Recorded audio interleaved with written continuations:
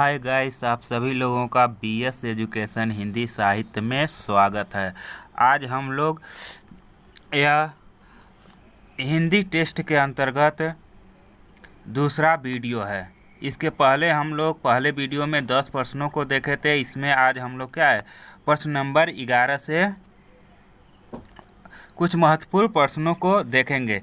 यहाँ से आपका TGT, PGT, LT grade, super Ted, UP Ted Hindi और लेखपाल का जिस भी परीक्षा में हिंदी से पूछा जाता है, यहाँ से आपको इसमें से प्रश्न जरूर आता है। ऐसे प्रश्नों को इसमें लाया गया है जो आपके परीक्षा के लिए बहुत ही महत्वपूर्ण क्वेश्चन हैं। चलिए देर न करते हुए इस वीडियो का पहला प्रश्न अर्थात प्रश्न नंबर 11 को हम देखते हैं। जो लोग इस पहले वाले वीडियो को नहीं देखे हैं वह प्ले लिस्ट में जाकर पहले वीडियो को भी देख सकते हैं, जिसको विस्तृत रूप से पढ़ाया गया। लेकिन आज मैं आप लोगों को प्रश्न पढ़ूंगा और उसका जवाब बताऊंगा, ठीक है। और आप लोग को 30 प्रश्नों में से कितना प्रश्न सही हो रहा है उसे कमेंट बॉक्स में लास्ट में ज़रूर बताना है। चलिए शुरू करते हैं। दृश्य काव्य कहते हैं, आपको बताना है कि दृश्य काव्य किसको कहते हैं। जिस काव्य को देखा जा सके, नाटक को, महाकाव्य को, उपयुक्त में से किसी को नहीं। बताइए इसमें से कौन सा ऑप्शन सही होगा। तो आप सबसे पहले जानेंगे कि जिस काव्य को देखा जा सकता है उसे हम क्या कहते हैं, दृश्य काव्य कहते हैं। क्या कहते हैं, दृश्य काव्य कहते हैं, ठीक है। और जिस काव्य को देखा और सुना जा सकता है, जिस काव्य को देखा और सुना जा सकता है उसे दृश्य श्रव्य काव्य कहते हैं। क्या कहते हैं, श्रव्य काव्य कहते हैं। और जिस काव्य को सिर्फ सुना जा सकता है उसे हम क्या कहते हैं, श्रव्य काव्य कहते हैं। क्या कहेंगे, श्रव्य काव्य कहेंगे। इस तरह से आपका सही जवाब क्या हो जाएगा, जिस काव्य को देखा जा सके उसे हम दृश्य काव्य कहते हैं। अगर आपको ए ऑप्शन इसमें नहीं होता तो आपका बी ऑप्शन भी सही हो जाता। चलिए अगला क्वेश्चन बताइए, प्रश्न नंबर 12। आपको बताना है कि निम्न में से मात्र एक शब्द अशुद्ध है। एक शब्द क्या अशुद्ध है उसे चिन्हित कीजिए। इसमें से 3 अशुद्ध और 1 शुद्ध शब्द दिया गया, तो कौन सा शुद्ध है उसे आपको बताना है। उपरोक्त सही है, रचयिता सही है, प्रदर्शनी सही है या उपलक्ष्य सही है। देखिए उपरोक्त नहीं लिखा जाता, क्या लिखा जाता, उपर्युक्त लिखा जाता। क्या लिखा जाता, उपर्युक्त। यह आपका सही माना जाता है, ठीक है। तो इस तरह से यह भी गलत है, रचयिता भी आपका गलत लिखा गया, उपलक्ष्य भी गलत लिखा गया, लेकिन सही आपका क्या होगा, प्रदर्शनी आपका सही जवाब होगा। इस तरह से ऑप्शन सी आपका सही जवाब है। अब अगला देखिए प्रश्न नंबर 13। इसमें आपको बताना है दक्षिण में विकसित दक्षिणी हिंदी गद्य का प्रमाणिक रूप प्राप्त होता है। बताइए कि दक्षिणी हिंदी गद्य का प्रमाणिक रूप कब से प्राप्त होता है। सन 1857 ईस्वी के आसपास, सन 1550 ईस्वी के आसपास, 1780 ईस्वी के आसपास या सन 1947 ईस्वी के बाद लिखे गए गद्य में। बताइए इसमें से कौन सा सही जवाब होगा। तो दक्षिण भारत में दक्षिणी हिंदी जो गद्य का प्रमाणिक रूप प्राप्त होता है वह 1580 ईस्वी के आसपास के गद्य से प्राप्त होता है। इस तरह से आपका बी ऑप्शन सही जवाब होगा। अगला बताइए, प्रक्षेत्र शब्द है। आपको बताना है कि प्रक्षेत्र शब्द कैसा शब्द है। देश शब्द है, तद्भव शब्द है, विदेशी शब्द है या तत्सम शब्द है। बताइए इसमें से कौन सा सही जवाब होगा। तो प्रक्षेत्र कैसा शब्द है, आपका तत्सम शब्द है। कैसा शब्द है, तत्सम शब्द है। तत्सम शब्द किसे कहते हैं, जो शब्द संस्कृत के ज्यों के त्यों हिंदी में प्रयोग किए जाते हैं उसे हम तत्सम शब्द कहते हैं। जो लोग व्याकरण को विस्तृत रूप से पढ़ना चाहते हैं वह जाकर प्लेलिस्ट में क्रमबद्ध व्याकरण के रूप में पढ़ सकते हैं। चलिए अगला बताइए प्रश्न नंबर 15। श्रृंगार रसमंडल, क्या श्रृंगार रसमंडल एक ग्रंथ है जिस लेखक कौन है वो आपको बताना है। महाप्रभु वल्लभाचार्य हैं, गोसाई गोपीनाथ हैं, गोसाई विट्ठलनाथ हैं, या इनमें से कोई नहीं। बताइए श्रृंगार रसमंडल ग्रंथ के लेखक कौन हैं। तो आपका सही जवाब होगा श्रृंगार रसमंडल के लेखक गोसाई विट्ठलनाथ जी हैं। इस तरह से आपका सी ऑप्शन सही जवाब होगा। चलिए अगला बताइए।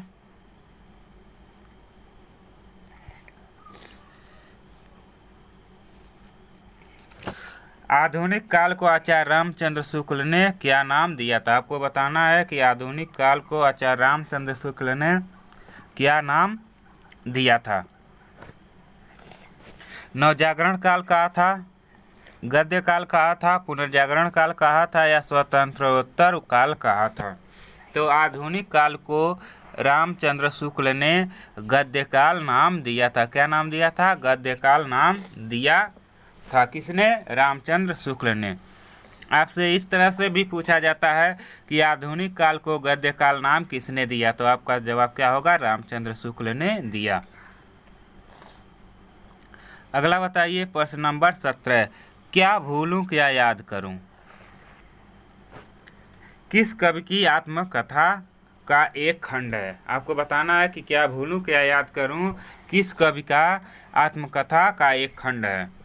तो सबसे पहले क्या भूलूं क्या याद करूं या क्या है। एक आत्मकथा है। क्या है। एक आत्मकथा है। आपसे पूछा जाता है कि क्या भूलूं क्या याद करूं या इसकी आत्मकथा है। इसके लेखक कौन है बताइए। कौन है।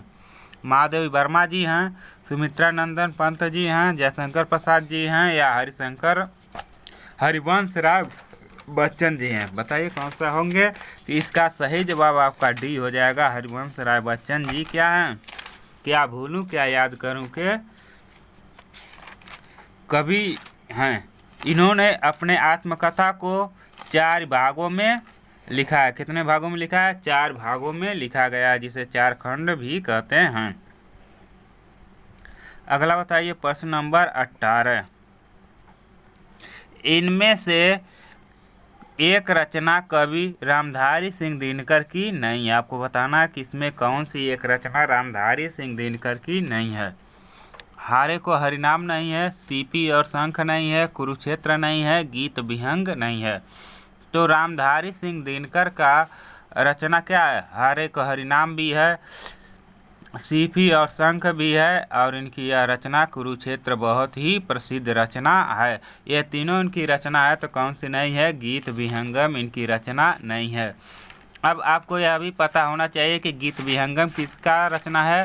तो यह सुमित्रा नंदन पंत जी का रचना है। किसका रचना है। सुमित्रा नंदन पंत जी का रचना है। कौन। गीत विहंग। अगला बात देखिए प्रश्न नंबर 19। आपको 2 सूची दिया गया है, जिसमें सही मिलान करके कूट के द्वारा आपको सही प्रश्न का चुनाव करना है।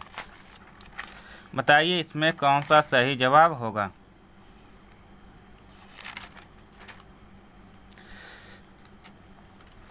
इसमें सही प्रश्न का चयन कीजिए। कुत्ते कैसा शब्द है। कुत्ते आपका बहुवचन शब्द है। कैसा शब्द है। बहुवचन शब्द है। गधे क्या है। गधे भी आपका बहुवचन शब्द है। सैनिक क्या है। सैनिक आपका एक वचन शब्द है। कन्या क्या है। कन्या आपका एक वचन शब्द है। इस तरह से आपका पहले का क्या है। घ सही है। दूसरे का आपका ख सही है। तीसरे का क्या सही है। तीसरे का ग सही है। चौथे का आपका क सही। इस तरह से आपका बी ऑप्शन क्या होगा। सही हो जाएगा। चलिए अगला बताइए प्रश्न नंबर 20। इसमें आपको बताना है कि पूत के पाँव पालने में ही दिखाई दे जाते हैं का अर्थ है। बताइए कि पूत के पाँव पालने में ही दिखाई दे जाते हैं, इसका क्या अर्थ होगा। अच्छे पुत्र के पैर सुंदर होते हैं, उस पुत्र की लंबाई का अनुमान हो जाता है, श्रेष्ठता का ये लक्षण बाल्यावस्था से ही जाहिर होने लगते हैं या माँ बाप को खुशी को होने लगती है। बताइए इसमें से कौन सा सही जवाब होगा। तो पूत के पाँव पालने में ही दिखाई दे जाते हैं। इसका सही जवाब होगा कि श्रेष्ठता के लक्षण बाल्यावस्था से ही दिखाई देने लगते हैं। आपका ऑप्शन सी सही हो जाएगा। अगला बताइए, प्रश्न नंबर 21। हिंदी में निबंध लेखन का प्रारंभ माना जाता है। आपको बताना है कि हिंदी में जो निबंध लेखन का प्रारंभ किस युग से माना जाता है। द्विवेदी युग से माना जाता है, रीतकाल के अंतिम चरण से माना जाता है, भारतेंदु युग से माना जाता है या छायावाद से माना जाता है। यह प्रश्न अधिकांश परीक्षाओं में पूछा भी गया है कि निबंध लेखन का प्रारंभ किस युग से माना जाता है। तो आपका सही जवाब होगा ऑप्शन सी, यानी भारतेंदु युग से निबंध लेखन का प्रारंभ माना जाता है। यह किसके नाम पर पड़ा था? तो भारतेंदु हरिश्चंद्र के नाम पर ही भारतेंदु युग का नाम पड़ा था। भारतेंदु हरिश्चंद्र जी ने मात्र 35 वर्ष की उम्र में, कितने 35 वर्ष की उम्र में ही भारत में एक विख्यात कवि के रूप में प्रसिद्ध हुए, जिसके नाम पर ही इस युग का नाम रखा गया। अगला देखिए, खलील जिब्रान की रचना दी मैडमैन का पगला शीर्षक से हिंदी में अनुवाद किसने किया है। आपको बताना है खलील जिब्रान की रचना का क्या नाम है? दी मैडमैन। ठीक है जी, खलील जिब्रान की रचना का नाम दी मैडमैन है। इसका पगला नाम से हिंदी में अनुवाद किसने किया था? रामवृक्ष बेनीपुरी ने किया था, प्रताप नारायण मिश्र ने किया, रायकृष्ण दास ने किया या चौथा ऑप्शन आपका है पांडे बेचन शर्मा उग्र ने किया। बताइए इसमें से किसने किया था। तो आपका सही जवाब होगा ऑप्शन सी। कौन सा सही जवाब होगा? ऑप्शन सी सही जवाब होगा। रायकृष्ण दास ने खलील जिब्रान की रचना द मैडमैन का पगला नाम से हिंदी में अनुवाद किया था। किसने किया था? तो रायकृष्ण दास ने किया था। अगला बताइए, राहुल साकृत्यायन का बचपन का असली नाम क्या था? आपको बताना है कि राहुल साकृत्यायन के बचपन का नाम असली क्या था। संघप्रिय था, भदंत आनंद कौशल्यायन था, केदार पांडे था या सुदामा पांडे था। बताइए इसमें से सही जवाब क्या होगा। आपसे एक प्रश्न पूछा जाता है, सुदामा पांडे का उपनाम क्या था? बताइए सुदामा पांडे का उपनाम क्या था? तो इनका उपनाम था धूमिल। क्या था? उपनाम धूमिल था। धूमिल था। ठीक है, इसे भी आपको ध्यान में रखना है। तो राहुल साकृत्यायन का बचपन का असली नाम क्या था? केदार पांडे। क्या था? केदार पांडे। आपका सी ऑप्शन सही जवाब होगा। अगला बताइए, प्रश्न नंबर 24। आपको इसमें एक ऑप्शन सही है, सही ऑप्शन का चुनाव करना है कि कौन सा सही है, जिसमें बोली और उसके क्षेत्र को बताया गया है कि कौन सी बोली किससे उत्पन्न हुई है। छत्तीसगढ़ी राजस्थानी हिंदी से उत्पन्न हुई है, अवधी पश्चिमी हिंदी से उत्पन्न हुई है, मैथिली पूर्वी हिंदी से उत्पन्न हुई है या ब्रजभाषा पश्चिमी हिंदी से उत्पन्न हुई है। बताइए इसमें कौन सा सही है। आपको याद रखना है कि पूर्वी हिंदी, क्या है? पूर्वी हिंदी जो है उससे छत्तीसगढ़ी उत्पन्न हुई है। कौन सी बोली उत्पन्न हुई है? छत्तीसगढ़ी। अवधी भी क्या है? पूर्वी हिंदी से उत्पन्न हुई है। मैथिली आपका बिहारी हिंदी से उत्पन्न हुई है। किससे उत्पन्न हुई है?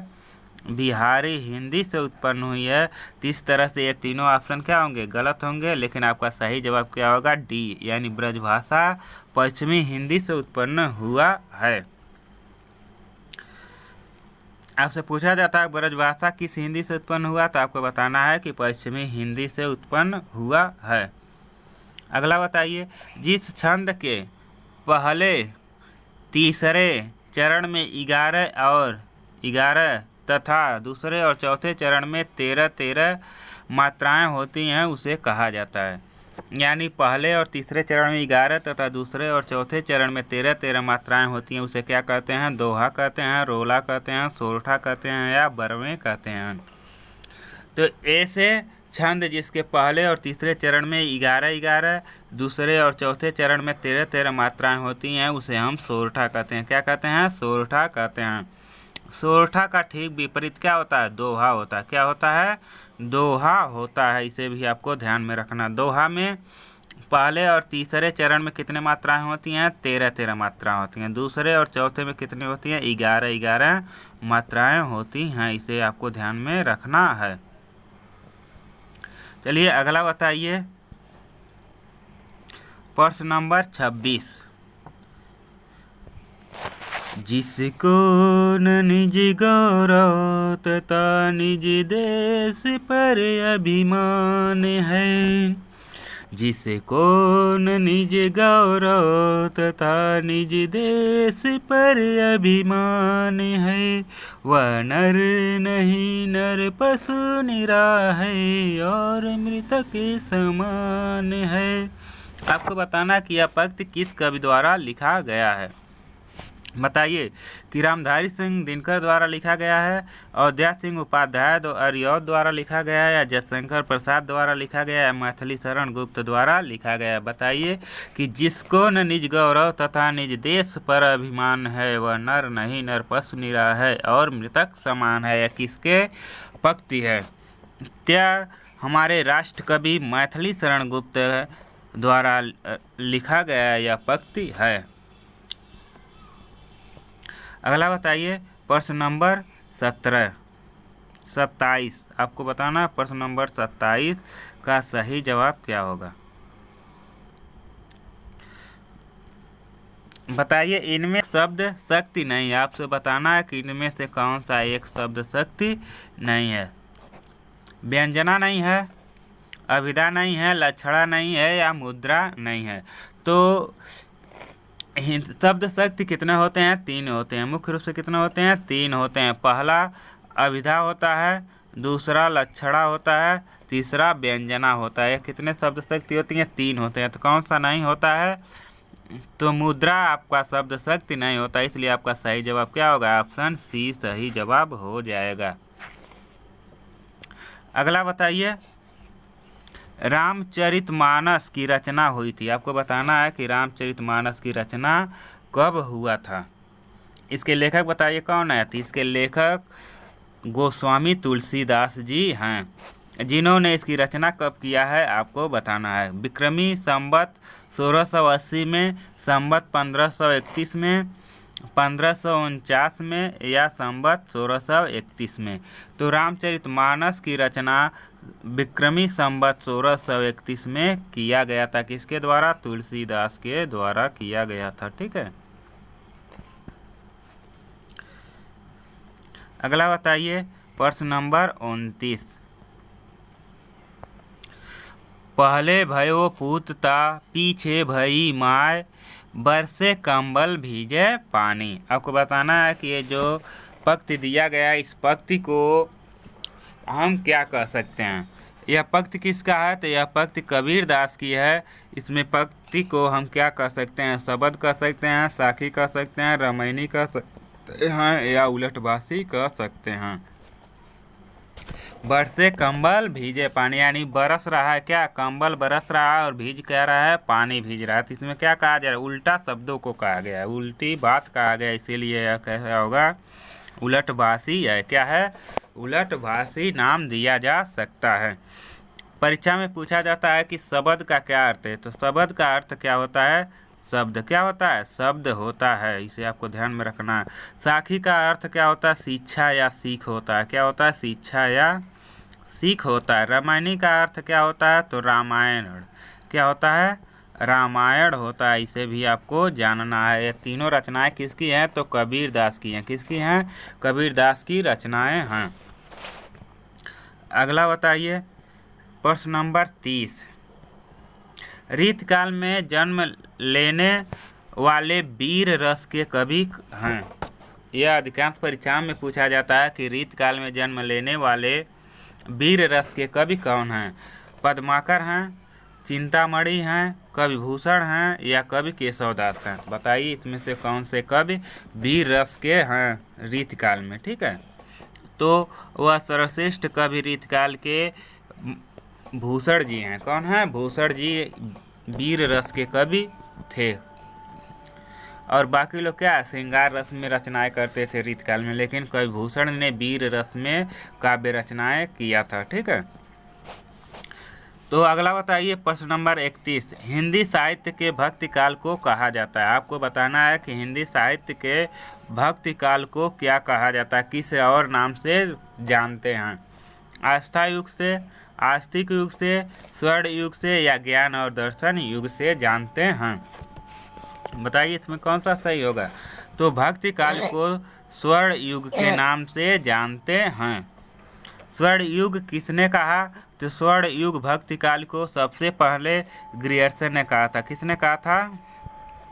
ग्रियर्सन ने कहा था। और उसके बाद किसने कहा था? तो श्याम सुंदर दास ने कहा था। किसने कहा था? श्याम सुंदर दास जी ने कहा था। इसे भी आपको ध्यान में रखना है। आपको लिए यह प्रश्न पूछा जाता है कि भक्ति काल को स्वर्ण युग किसने कहा? तो ग्रियर्सन और श्याम सुंदर दास ने कहा था। इसमें से दोनों में से कोई एक ऑप्शन हो सकता है। अगला बताइए, प्रयोगवाद का समय है। आपको बताना है कि प्रयोगवाद का समय कब से कब तक माना जाता है। सन 1939 से 1943 तक, 1938 से 1953 तक, 1943 से 1953 तक, 1947 से 1957 ईस्वी तक। बताइए प्रयोगवाद का समय कब से कब तक माना जाता है? तो प्रयोगवाद का समय 1947 ईस्वी से लेकर 1953 ईस्वी तक माना जाता है। अगला बताइए प्रश्न नंबर 33, आपको बताना है कि जो पहले कभी न हुआ हो उसे क्या कहा जाएगा? अपूर्व कहेंगे, अद्वितीय कहेंगे, आश्चर्यजनक कहेंगे या अभूतपूर्व कहेंगे? बताइए क्या कहेंगे? जो पहले कभी न हुआ हो उसे क्या कहा जा सकता है? एक शब्द में क्या कह सकते हैं? तो उसे अभूतपूर्व कहेंगे। क्या कहेंगे? अभूतपूर्व कहेंगे। अद्वितीय क्या होता है? जिसके समान दूसरा कोई न हो उसे अद्वितीय कहते हैं। इसे भी ध्यान में रखिएगा। अगला प्रश्न नंबर 34 बताइए, निम्न में से कौन सा वाक्य शुद्ध नहीं है? आपको बताना है कि इसमें से कौन सा वाक्य शुद्ध नहीं है। संस्कृत को देवबाड़ी कहते हैं, अनेकों लोग दौड़ पड़े हैं, मोहन ने पत्रोत्तर दिया, काव्य लेखन के लिए प्रतिभा होना चाहिए। बताइए इसमें से कौन सा सही जवाब होगा? आप लोग देखते ही पहचान गए होंगे क्या होगा। अनेकों लोग दौड़ रहे हैं या आपका शुद्ध नहीं है बल्कि क्या अशुद्ध है, या अनेक लोग दौड़ पड़े यह आपका जवाब होना चाहिए। लेकिन अनेकों लोग दोनों चीज़ दे दिया है, इसलिए आपका क्या होगा? गलत होगा। और गलत वाला ये आपका क्या है? सही है। इस तरह से आपका बी ऑप्शन क्या होगा? सही जवाब होगा। अगला बताइए प्रश्न नंबर 35, आपको बताना है कि हिंदी साहित्य के किस काल को श्रृंगार काल कहा जाता है? बताइए कि हिंदी साहित्य के किस काल को श्रृंगार काल कहा जाता है? वीरगाथा काल को, छायावाद युग को, नवगीत काल को या रीति काल को? तो इसमें किसको श्रृंगार काल कहते हैं? इसका जवाब दीजिए। और एक क्वेश्चन और पूछा जाता है कि रीति काल को श्रृंगार काल किसने कहा? किसने कहा? तो आचार्य विश्वनाथ ने कहा था। किसने कहा था? आचार्य विश्वनाथ ने कहा था। ठीक है, किसको? रीतिकाल को। आपका ऑप्शन डी सही होगा। रीतिकाल को क्या कहा गया? श्रृंगार काल कहा गया। किसने कहा? तो विश्वनाथ, आचार्य विश्वनाथ ने कहा था। एक और प्रश्न पूछा जाता है कि रीतिकाल को अलंकृत काल किसने कहा? तो अलंकृत काल कहा था मिश्र बंधुओं ने। किसने कहा था? मिश्र बंधुओं ने क्या नाम दिया? अलंकृत काल नाम दिया। किसको? रीतिकाल को। अगला बताइए प्रश्न नंबर 36, मैला आंचल बहुत ही इम्पॉर्टेंट क्वेश्चन है। मौला आंचल क्या है? तो एक उपन्यास है। इसके लेखक कौन है? तो इसके लेखक हैं फणीश्वरनाथ रेणु जी। कौन है? फणीश्वरनाथ रेणु जी इसके लेखक हैं। और आपको इस प्रश्न में बताना है कि यह किस प्रकार का उपन्यास है।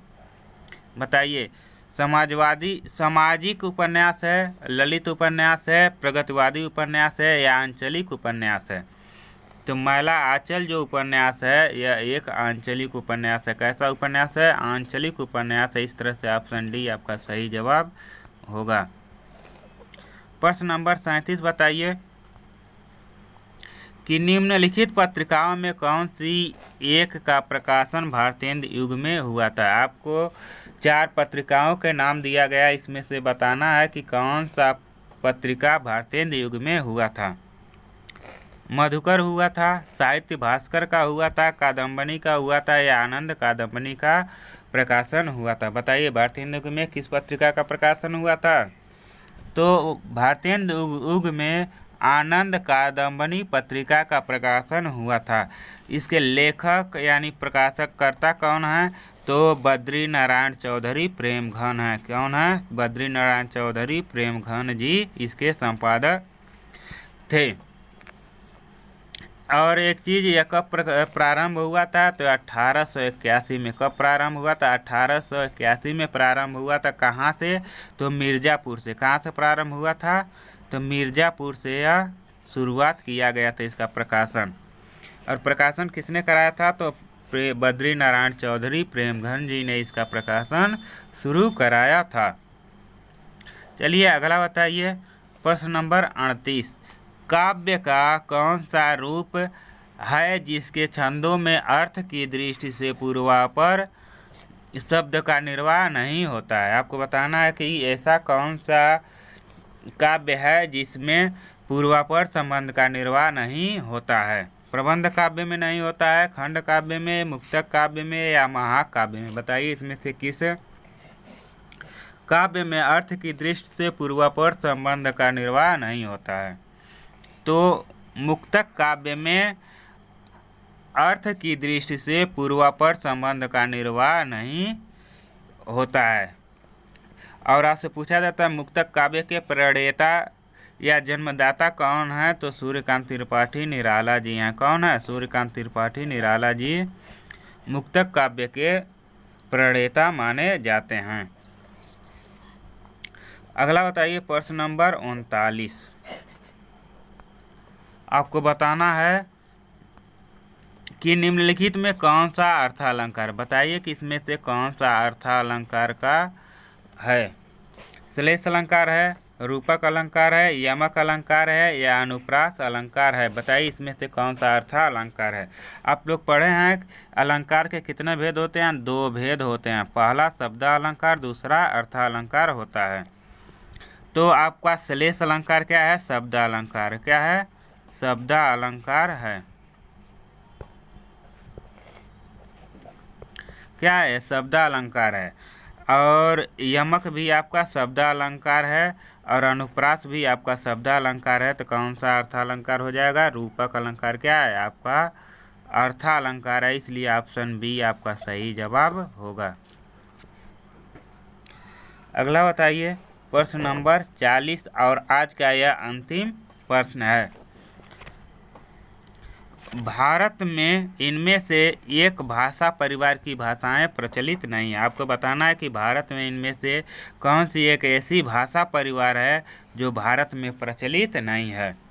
भारोपी भाषा परिवार है, द्रविड़ भाषा परिवार है, एकाक्षरी भाषा परिवार है या दरद पहाड़ी भाषा परिवार है? बताइए इसमें से कौन सा जवाब सही होगा। आपसे पूछा जाता है पहाड़ी भाषा का अन्य नाम क्या है? तो पहाड़ी भाषा का अन्य नाम क्या है? दरद है। क्या है? दरद है। या इसे भी ध्यान में रखना है।